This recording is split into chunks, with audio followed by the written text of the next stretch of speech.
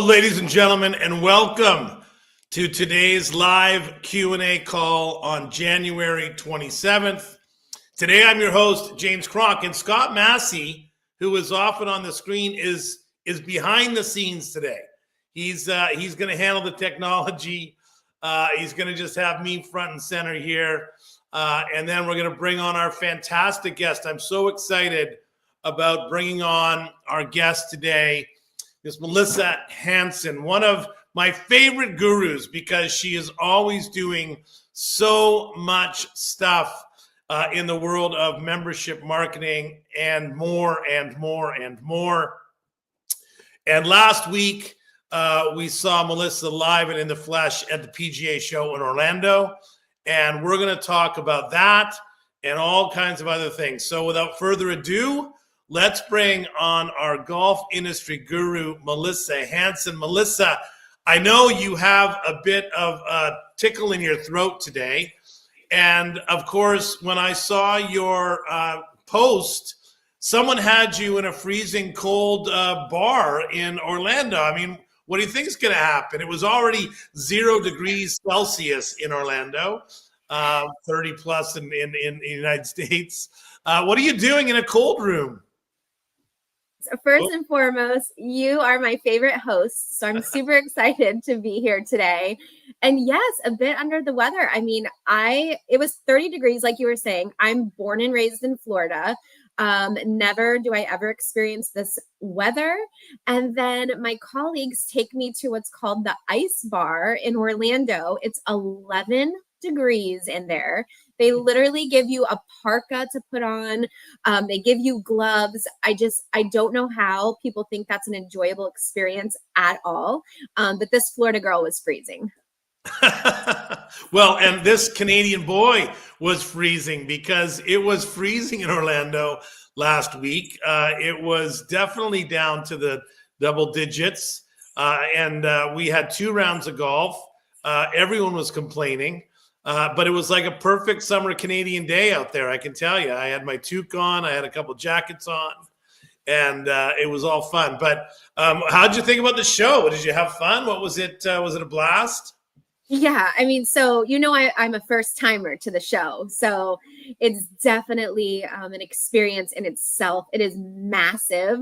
I think what was so cool is that there's so many people that I've connected with, via LinkedIn and via Zoom, and so it was so awesome to meet these people in the flesh.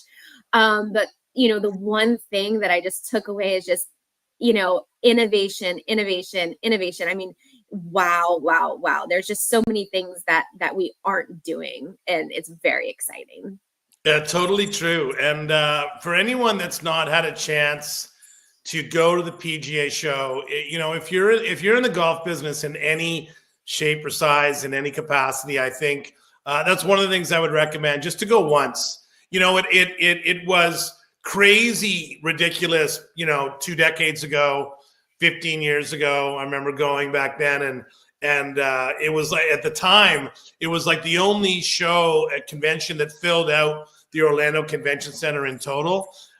This year, they were back up to, I think, 30,000 people, which I think was a record of attendees. And as you said, no matter what part of job that you have in the golf industry, just to see the innovations and the ideas and what's going on and the education sessions and all that stuff. What was your biggest takeaway from the PGA show besides the monstrosity of it all? I would say the tech integration for sure. I think that when you think about like the leaders in our industry, when it comes to being in the club space, it's got to be those clubs that are adapting all that new tech integration. AI is just transforming these clubs, and I feel like the ones that are adapting these sort of things are going to be the ones that thrive. And it's scary. I mean, it's definitely scary. But wow, the tech integration is insane. Yeah, it really is. So we obviously were there with our partner Lightspeed because one of our platforms, our cart waiver platform, is integrating with the Lightspeed tee sheet. Talk about integration, talk about technology. And it is unbelievable. You're right about how that stuff is happening. I heard was 2 things that my takeaways were that I heard. One is this new AI technology whereby it answers the phone and the person asks it questions, and it's like a real person you're talking to, but it's not a real person.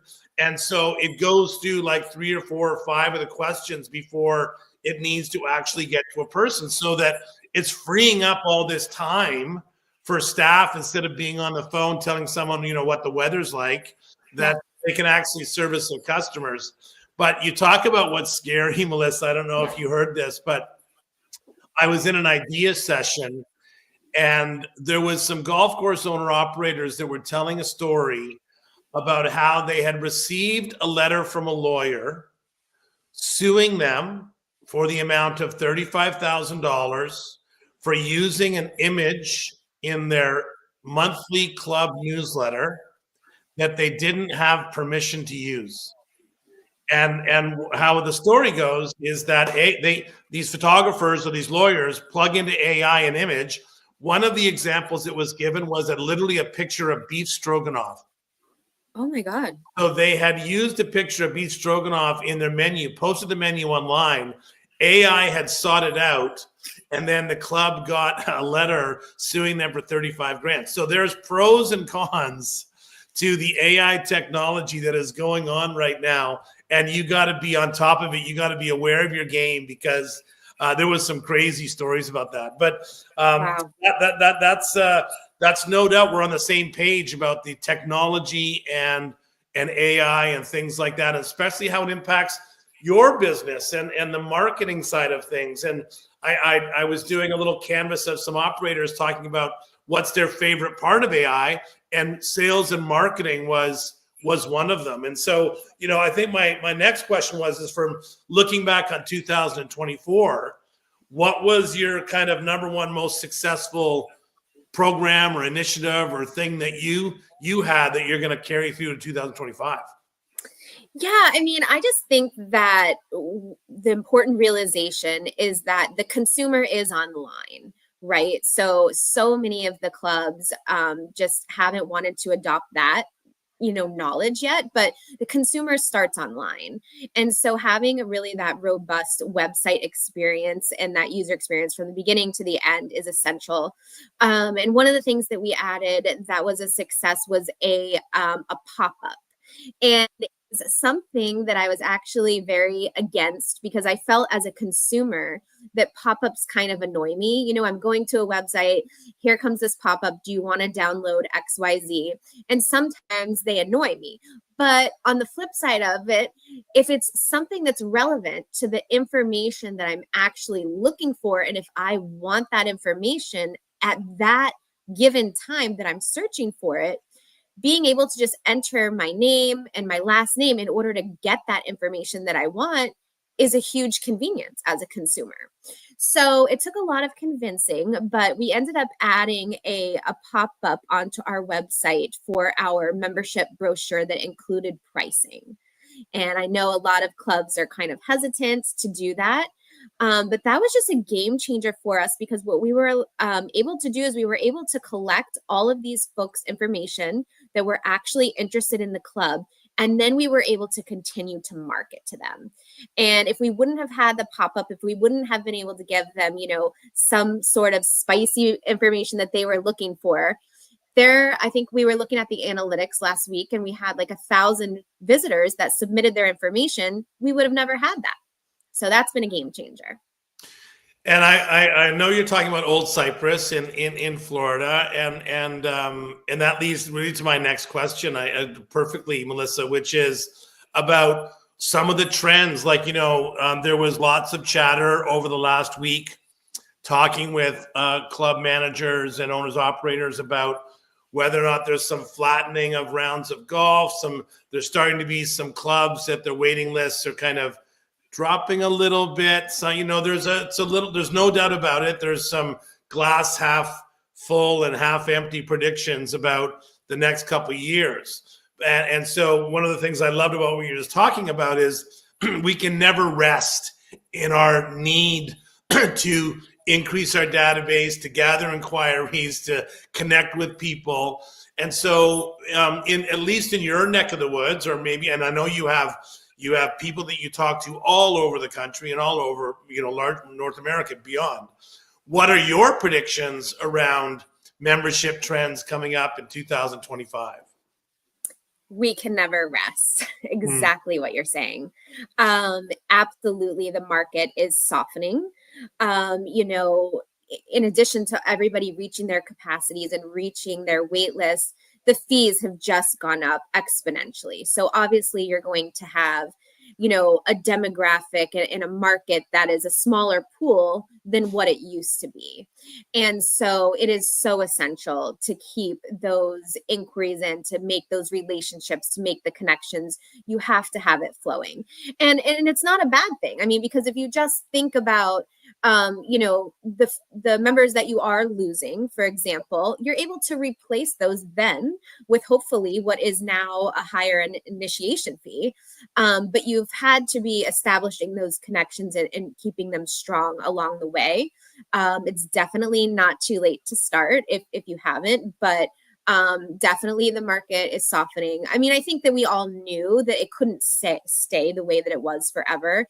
There's a group of us that have always been saying that and making sure that, knowing that it probably is going to return back to some kind of level. But yeah, I just think, really kind of fostering those connections and continuing to create that fear of missing out is really essential. Well, and I never like to talk about religion or politics on this show, but I read a really interesting article this morning that talked about your neck of the woods, and it talked about an exodus of Canadians, of snowbirds, as we call them, moving away from Florida because of taxes, because of the dollar, because of, the concerns about, the current government of the United States invading countries that are next door to them or taking them over. So there's this, they were just talking about some statistics of snowbirds, leaving some of the sunny states in the United States just because of the high cost of living, right? And obviously there's a lot of people, there's a lot of Canadians down there that are there to play golf and are there to live in their retirement community. And if it becomes unaffordable for them, when you certainly think about the fact that they're on some kind of a fixed income program, like, they might have their retirement wealth, but it's still fixed. And if costs are getting expensive, when we know the price of eggs just went up by 35%, then at some point people are gonna have to make different decisions. And all of those things are gonna have an impact on golf clubs and waiting lists and memberships, 100%. So, absolutely. So in that case, taking the flip side, when you're a membership director or you're a club owner and you're trying to find new customers, new members, new golfers, if I could challenge you with what's the number one campaign or the top couple that you have used that you think are the best ones that drive new membership sales, when it puts you on the spot, what's your response? What's your thoughts on that? So I actually want to give a little shout out to one of my connections out in Pennsylvania, Crystal Knoll. She's a membership director out at Mazellum Springs Golf Club. And we had kind of collaborated together to talk about getting together with local influencers in the community that match your club's brand. And so, for example, if I'm at a luxury club or if she's at more of a junior membership type of club, kind of aligning your club's brand with local influencers in your city and state has really been, it's fun, and it's a really cool way to kind of merge your two audiences together. So her club got together and they had like a local foodie that was a very similar demographic to the members at their club. And they had the foodie come out, wined and dine them at the club. They posted it to their social media pages, and then the club posted it to their social media pages. And now all of a sudden you've got this influencer that has maybe 20,000 local followers that are the similar type of pool that you want to draw from, that are all of a sudden getting exposed to your club. And she that first in the restaurant aspect, and then she did it again with the golf aspect, and she had kind of a popular golfer come in and play the course. And we've done that at our club as well. And actually on the panel that we just had at the PGA show, we had Ben Lorenzen at Champions Run, who you know, and they're doing a lot of collab with influencers too. And so that's been a big thing. It's new, it's fun. And I think that the biggest takeaway is that it's not expensive. They will most certainly just trade services to get some good content. They're always looking for content. So it's a win-win. Well, you know how much I love Ben Lorenzen and his creative genius. It's unbelievable what he does at Champions Run with so many good things. And it's similar you posted, I think, in your newsletter or your post about the show about Ben using Cameo, right? To get I was on there this morning looking at some stuff because is that the best idea ever? It's the best idea. And so for those of you that don't know, Cameo is where you get actors and people to give them personal message that then you can then use in a personal way. And you really gotta dig deep. By the way, they have a business side of it where you can get someone to promote your product. But I did click on the fine print, and you got to be very careful about what you're signing on for. I learned that. But just like you said, influencers, celebrities, we talk about social media and about creating content that is interesting for people to consume. You can't just be sitting there selling and telling people about your Mother's Day brunch. It's got to be something that is educational, entertaining, creative, characters also that fits your brand. Don't be telling some story with someone that when they show up, everyone's in long socks and, polyester shirts. And somehow you're trying to attract a bunch of 30-year-olds with young kids, and, kids aren't allowed until Tuesdays after 7 p.m. But yeah, that's a great example.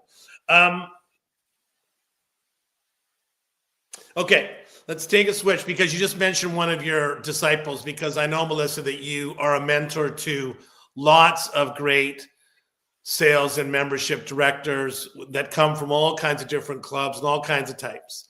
And I asked you to kind of think about what are the qualities of a good membership director, a good sales director. What are some of the qualities that you think make some individuals more successful than others?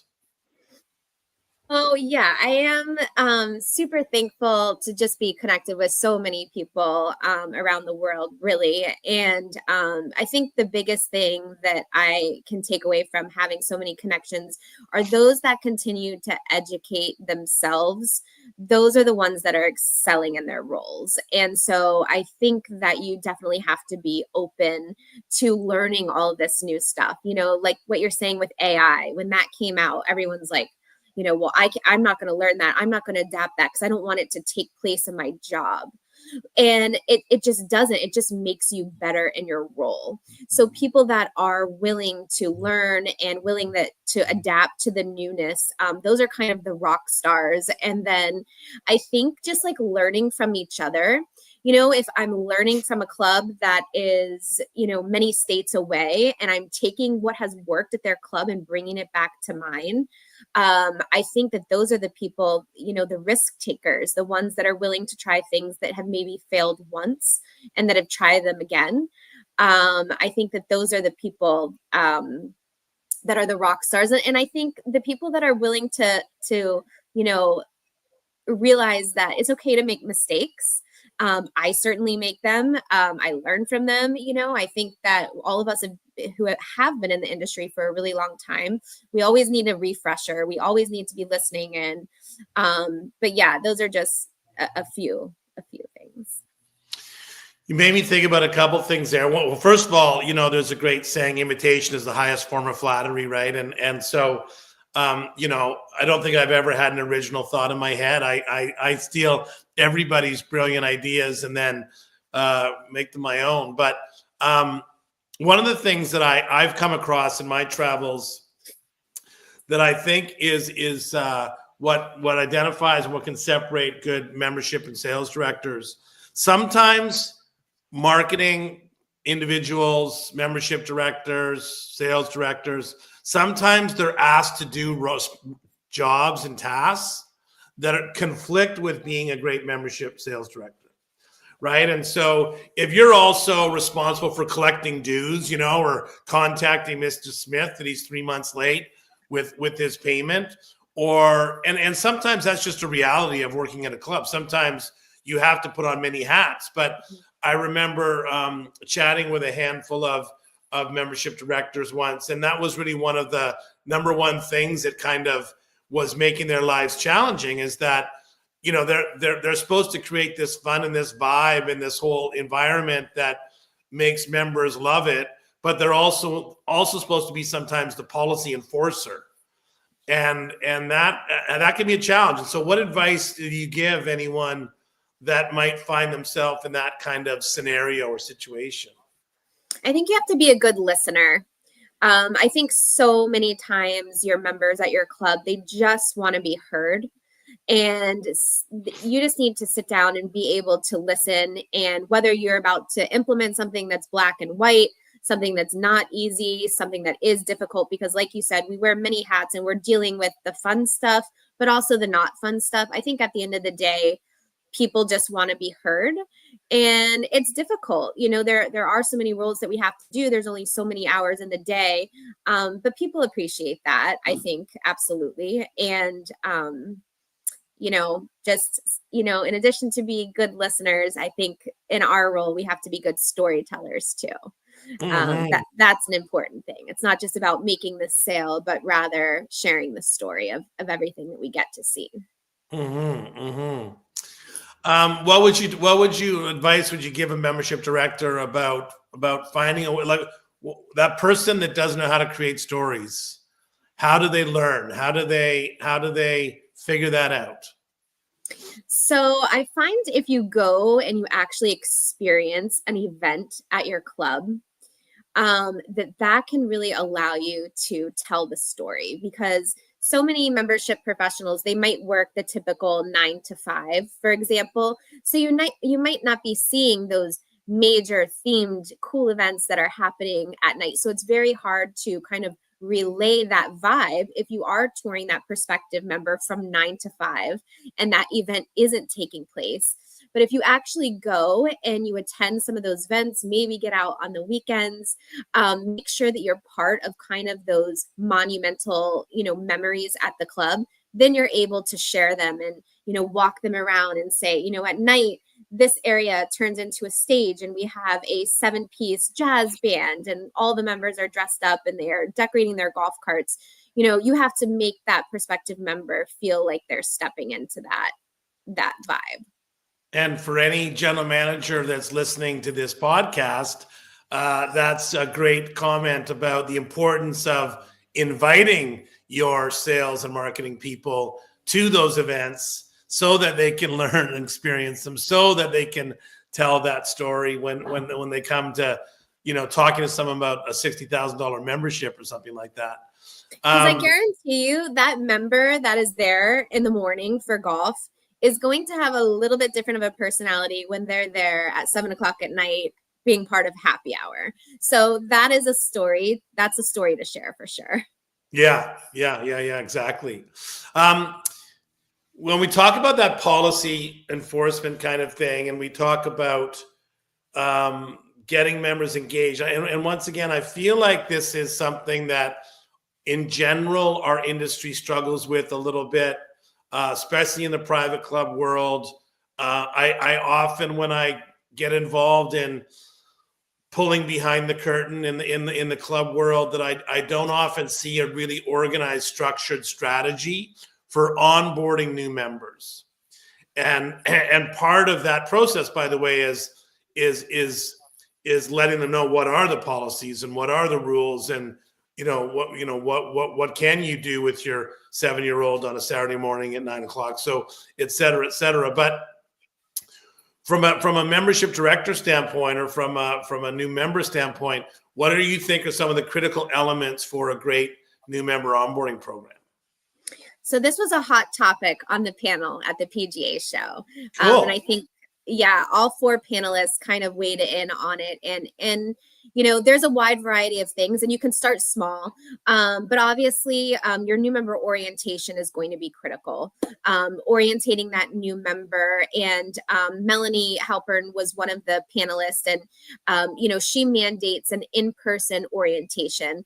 I prefer to do mine virtually. Not either is right or wrong. It's just what's best for your club. And like you said, getting those the rules and regulations over to them. And then there's some really cool ways of doing that. She was sharing how she actually has like 2 different membership books depending on the time of the year that you join. So if you join in the summer, which is their off season, you'll receive 1 book. If you join in the fall, which is their season, will be another book.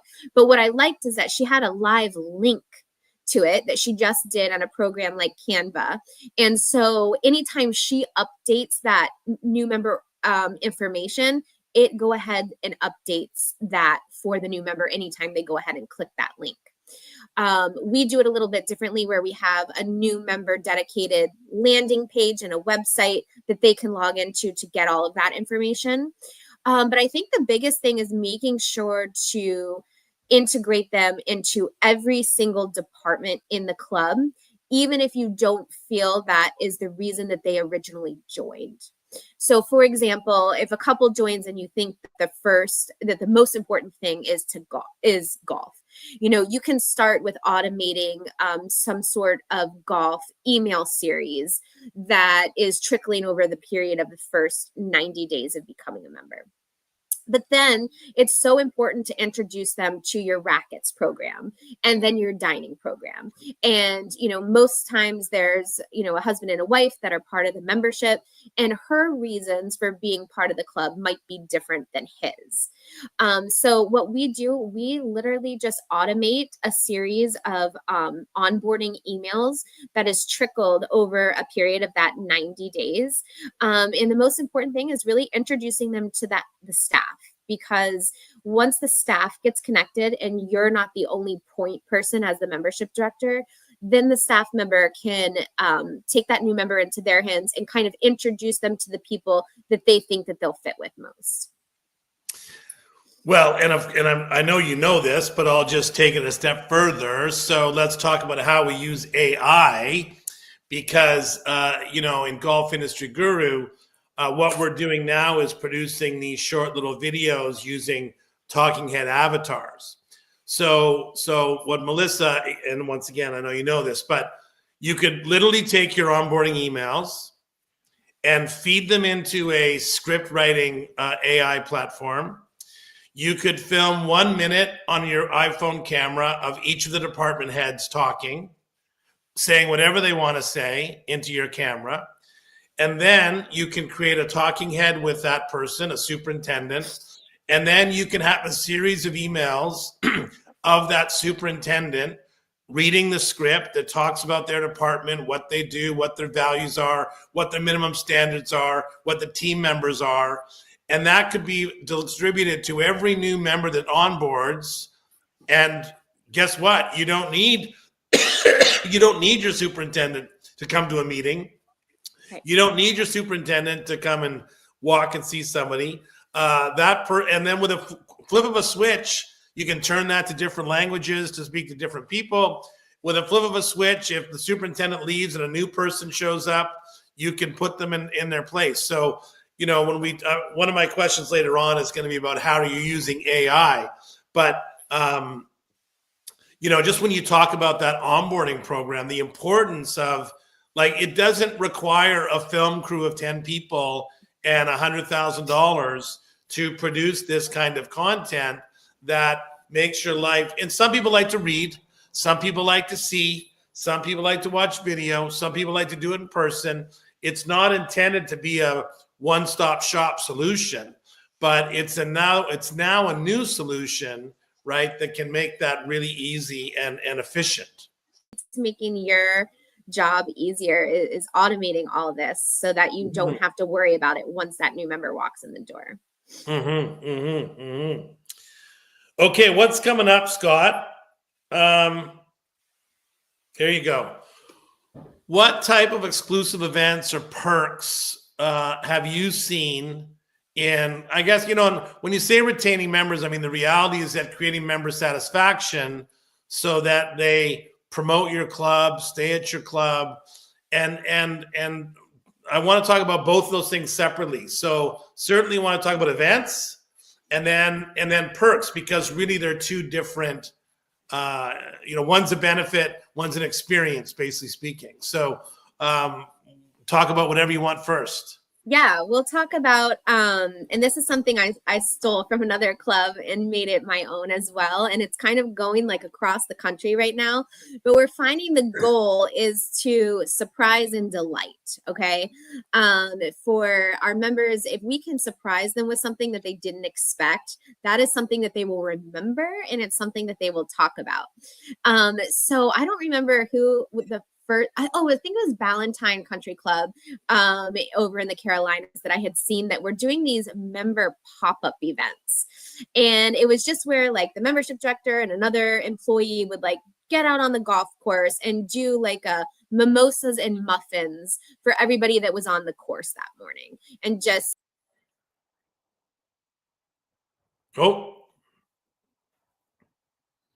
keeping everybody in suspense. We lost Melissa for a moment.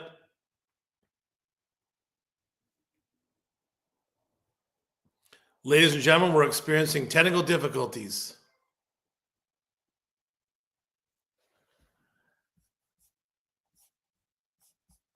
Hey, Scott, why don't you come on the screen and we can see what's happening here?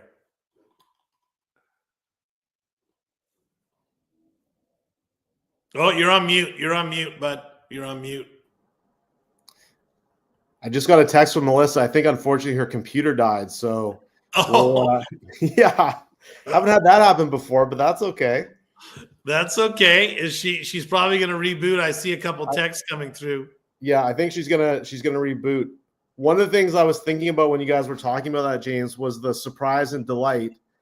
And do you remember that great video that Melissa put out where they were dropping, I think it was minis of Jim Beam to golfers on the course at their club with drones? Do you remember that? Yeah. That was definitely something that was very cool and definitely outside of, the norm for sure. We've also got a question in the chat, James. We could probably go to this question from someone in the audience there. How do you find local influencers on social media?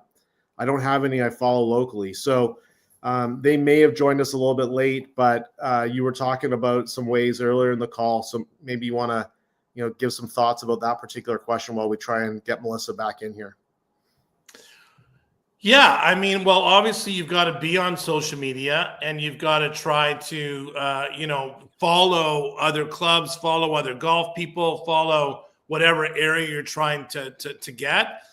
So I think, that's certainly part of the way. There was a session at the PGA show that was on one of those little stages that was talking about, the perks that they were giving these influencers in product. It's kind of like product placement. Right. So it's kind of like, if you know someone in your local market that's an up and coming golf influencer and inviting them out to your golf course, there's often in every region, there's some kind of group or young people that are reaching out and saying, hey, I'd like to come and play your golf course or I'd like to come and review your golf course. I mean, look, it doesn't do them any good to bash a place that they've been invited to. Generally speaking, they tend to be on the positive side. And generally speaking, they tend to kind of, keep things kind of, positive and light and fun because they're trying to attract viewers, obviously, to the social media side. But certainly getting on social media yourself, connecting with other clubs in your area to see what kind of social media that they're doing, right? Making sure you're on everybody else's Facebook page, Instagram page. You can't do TikTok anymore, but whatever it might be. right? And doing that. So I think that's one of the ways that I do. I know Melissa's trying to get back on, and I hark back, Scott, to the days when we used to make chocolate chip cookies on Saturday and Sunday mornings. The golf shop person that opened up the golf shop, there wasn't a cook in the kitchen because we didn't start till 11 o'clock. But the night before, they would always have two or three trays of cookies. And all they would do in the morning was come on. We showed them how to turn on the oven, make these warm cookies, and they would sit in a basket by the golf shop counter. And who doesn't like the smell of chocolate chip cookies at 7:30, 8 o'clock in the morning? And it wafted through the golf shop. And that's just a little thing, a little perk. That's part of playing teeing up at 6:30 in the morning. The first few groups, used to get a chocolate chip cookie, because for us, to be honest, we were actually trying to attract people to tee off first thing in the morning because of just the demand of our tee sheet and where the golf course was. Hey, she's back. Technology. Were we talking about how great it was? I don't know. We were talking. Yeah, we were talking. So what happened was that AI probably knew we were going to talk about the negatives of AI, and it just went in there and shut down your computer. They completely shut me down. No, but sorry about that. We were talking about surprising and delighting and doing these new member pop-ups. And this has been really cool. We've had one of the clubs down here, and a shout out to Kristen Yanzer she's at Wildcat Run. She had done a surprise and delight for the card ladies. And it's just something that you typically wouldn't maybe spend the time to appreciate the card ladies, but they bought cookies for them, little mahjong thing cookies, and just came in and said, thank you for everything you're doing, and just gave them some complimentary cute cookies. And so setting up these kind of pop-up shops to surprise and delight your members is just fun. It's definitely a perk, and it gives them something to talk about. I think Scott was talking about while you were off there. At one time, did you drop Jim Beams from a drone? Oh, yeah. Yeah. Oh, yeah. So we did, but I don't know what I was thinking in the fact that we did a test run, and I had ordered the little mini Jim Beam shots. And I don't know what I was thinking, but I bought glass. And so we were doing the test run, and it was shattered. I just didn't think that it was on the soft grass. I was thinking it would drop and it would be fine. Shattered everywhere. So we literally had like 150 bottles of glass Jim Beam. So then we had to reorder and do the plastic. But they were out there for the member guest tournament. So they had all of their members with them. The theme was a country western attire.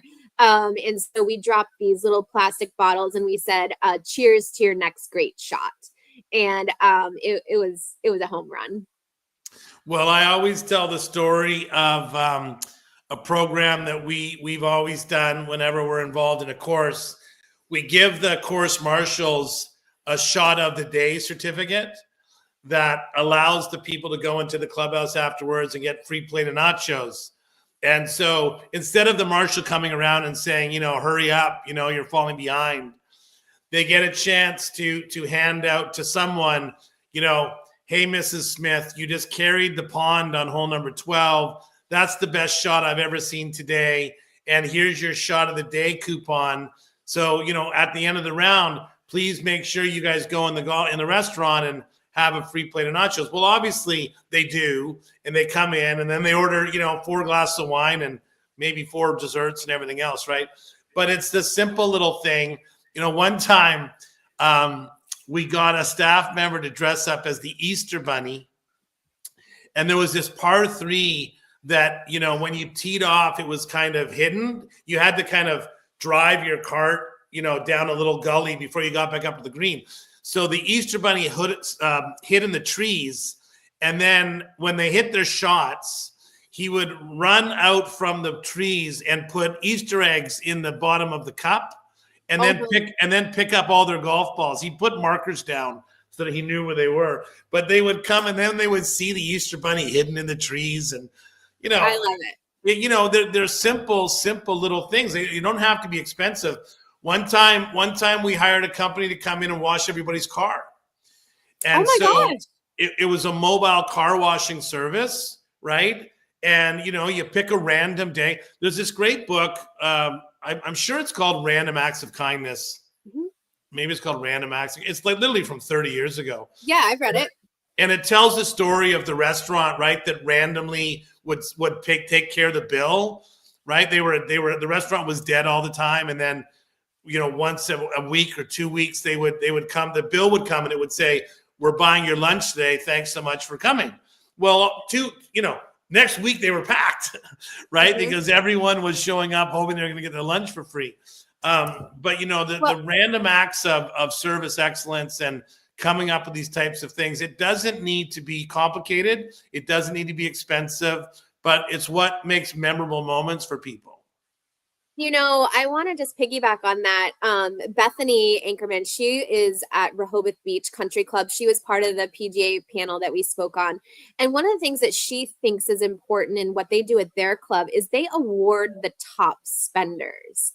So I feel like often, we're taking our low users at the club and we're trying to, get them reacclimated to the club and invite them in and, get them active and using their membership, but they take the top spenders and they treat them and they award them. And, that's going to give them something to talk about. They're going to talk to their friends, and like, who doesn't want to be recognized as the top spender of the club? So I thought that was another just kind of random act of kindness, thanking the people that are always supporting you.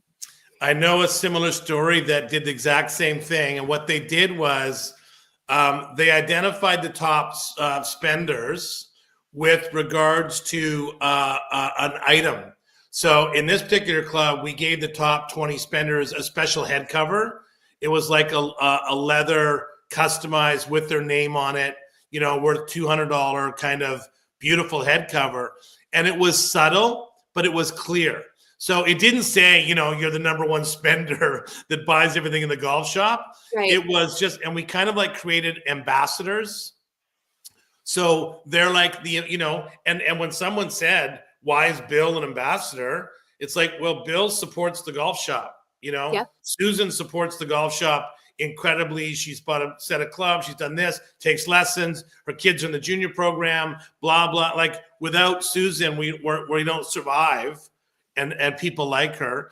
Yep. And so, it doesn't have to be in your face to kind of recognize those ambassadors. Sometimes it's about taking them on a golf trip. Sometimes it's about taking them on a little day to go play golf somewhere else as a thank you for your patronage to our facility. How did you identify those 12 people? There are 12, biggest spenders of the year. And next year, we're going to take those 12 individuals, or hopefully they're going to be replaced, right? Somewhere else. Is there any perk that you have implemented with like another, or seen with like another business or like another, partnership? Like, as I said, we were at a club last year and a couple of years ago, helping it out for a little bit. And to be honest, ended up partnering with BMW to actually allow our members to drive BMWs for a weekend and to take them on a test drive. It was definitely driven by BMW, but they had selected particular clubs. But, we've done lots of things with car dealerships where, we've brought Ferraris out on the, for a hole in one, or you win a weekend Ferrari trip, where if you have the right kind of membership group, you're going to find a partner or supplier that wants to speak to that contingent, right? Yeah. No, we haven't done that before, but I really love that idea. That's really kind of cool. Anything to do with the local community and partnering together, especially like you said, as long as it's matching your brand, it's just a win-win. Yeah, no, it totally is. It totally is. Before we move forward, Melissa, while you were rebooting, we had a question from one of our listeners about how to find social media, and I kind of butchered the answer. I thought I had some solutions, but do you have any better solutions on how do you really find local influencers on social media? How do you track them down? Yeah, so that's a great question. So I just put in like the hashtag the city. So where we are in Naples, Florida, I would just hashtag, Naples, Florida, and you'll start to see in the search, a lot of accounts just start to come up. Whether, for example, we had somebody that was a real estate influencer come out and play a hole with one of our pros and talk about it. We've had an influencer that we actually, this is one that I mentioned on the panel last week. It's a company called the Scout Guide, and I highly recommend them because they're all over. I'm not sure if they're in Canada, but they're definitely all over the United States, and I will check on Canada for you. But they are in every single town, and it's a very luxury magazine, and they have social media coordinators on staff.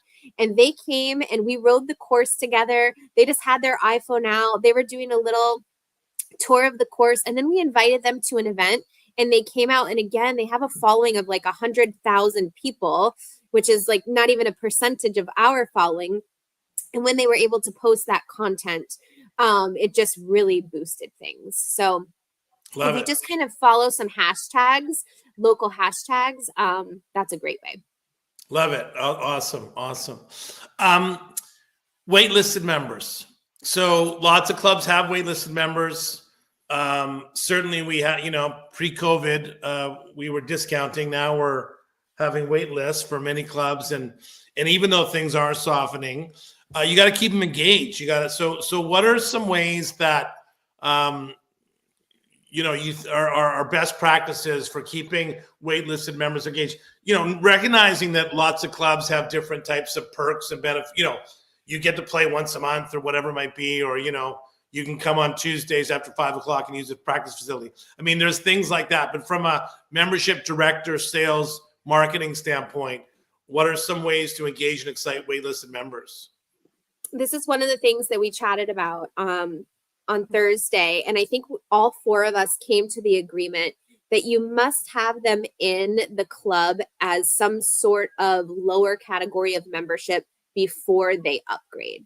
Because if you allow them in as associate, as like a social member or as an associate, giving them some bit of access, especially to the social life, that is just going to integrate them so well.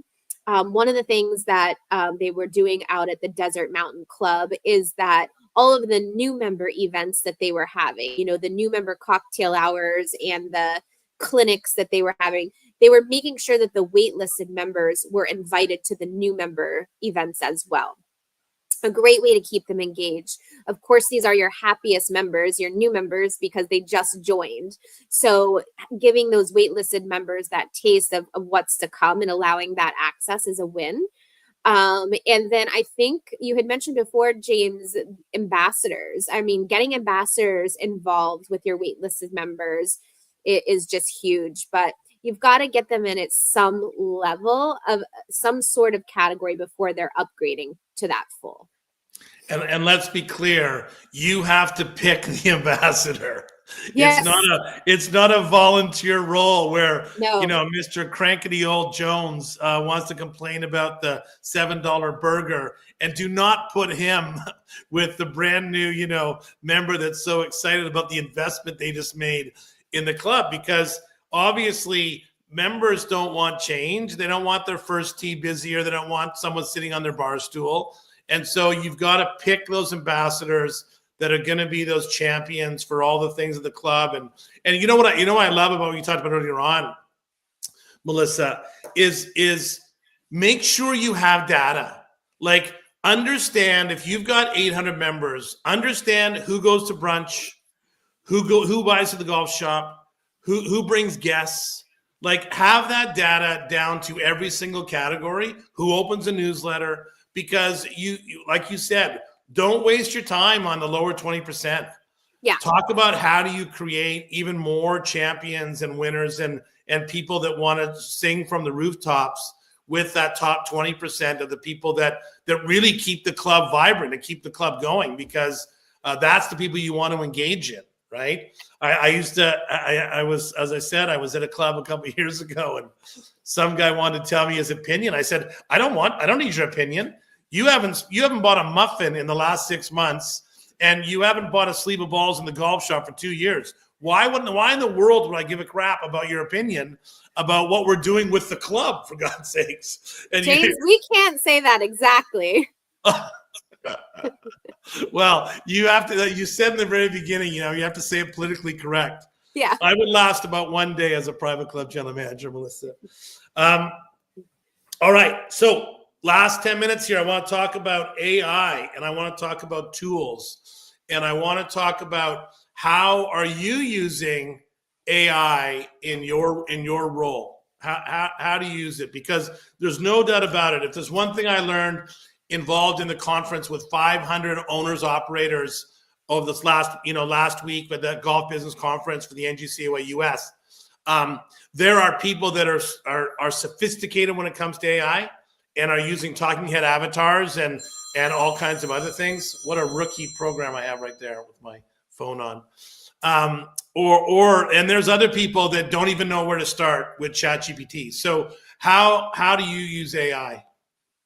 So I definitely would say that we're more on a basic level at the moment.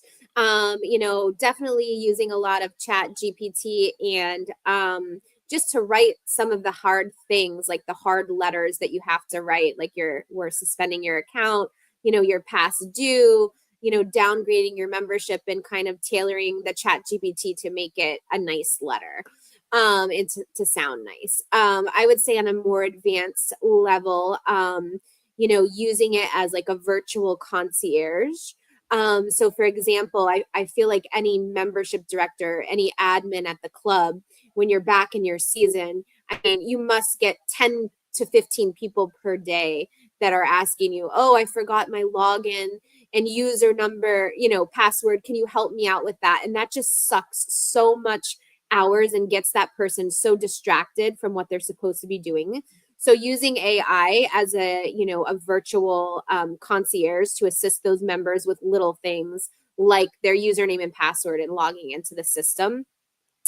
Another thing we're doing is just, automating it and really segmenting those communications to the members based on the preferences that their behaviors that they're showing.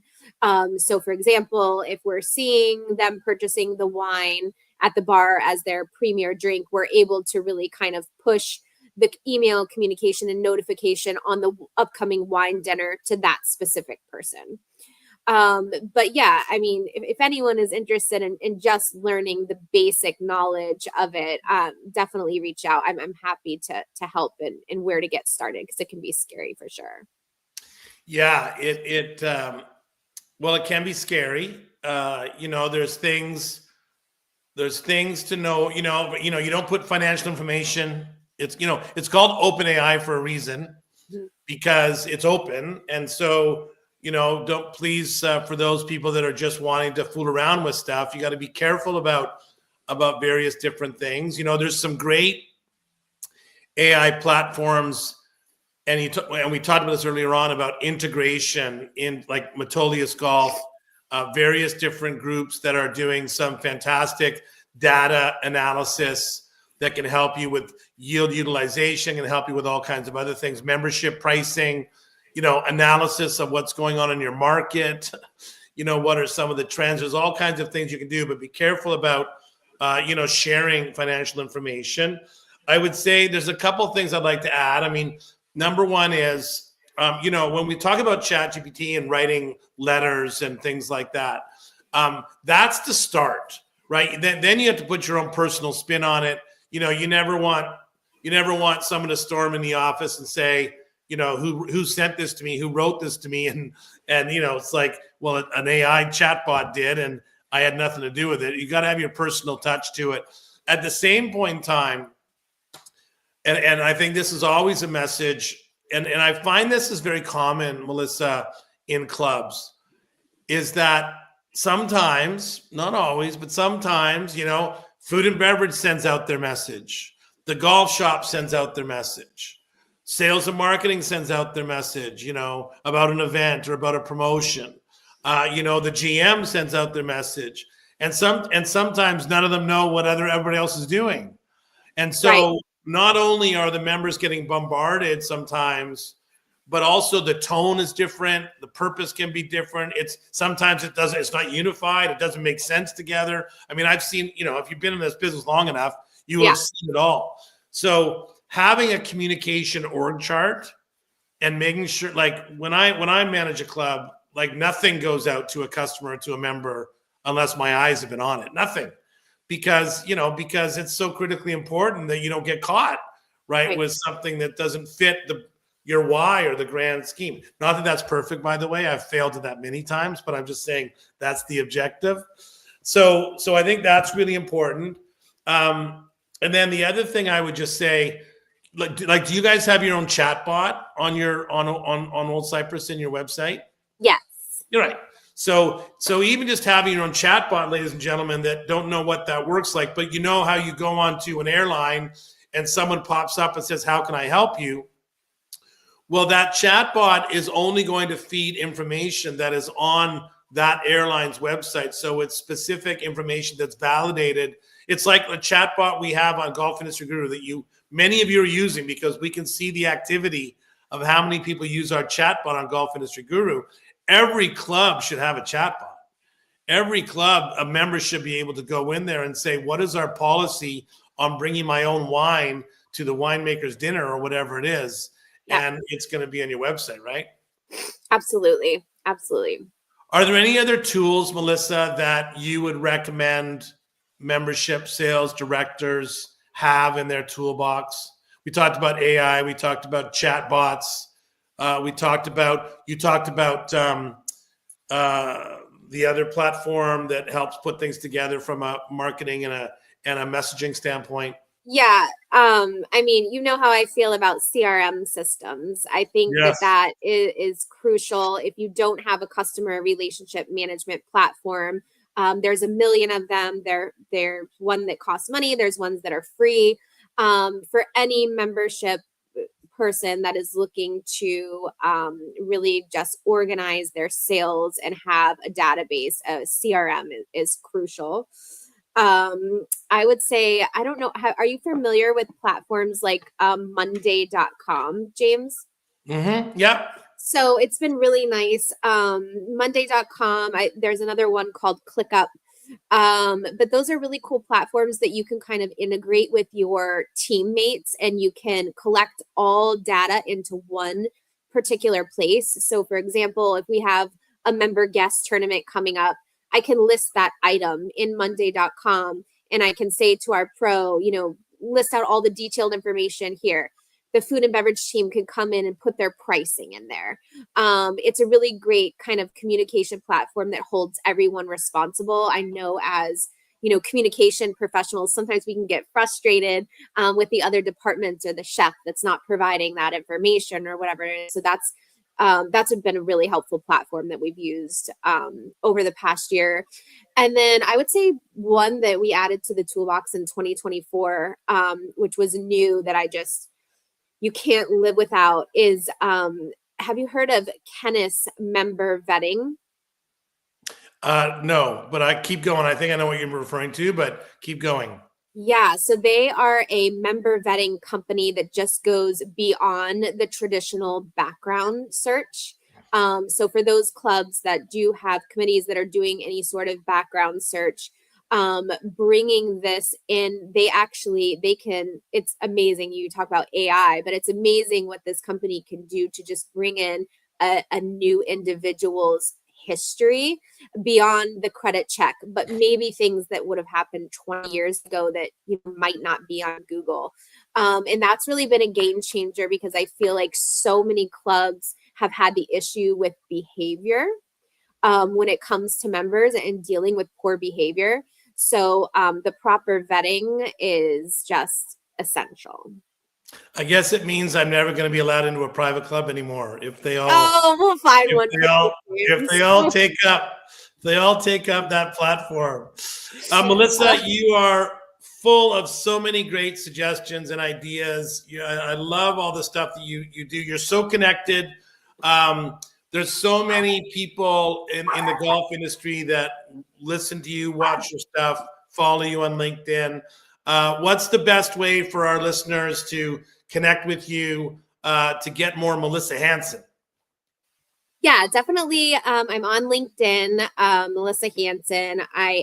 You can email me, melissa@melissahansen.com. I'm on Instagram, But those would be the best platforms, and I love making new connections. So feel free to reach out. I'm pretty loud on social, James. Yeah, I know you are. I love it. It's awesome. Melissa, thank you so much for being our guest on today's live Q&A call, our PGA show post edition, talking about all that's new, our first Q&A call for 2025.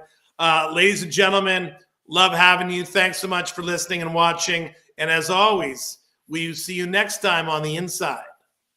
Thanks, James.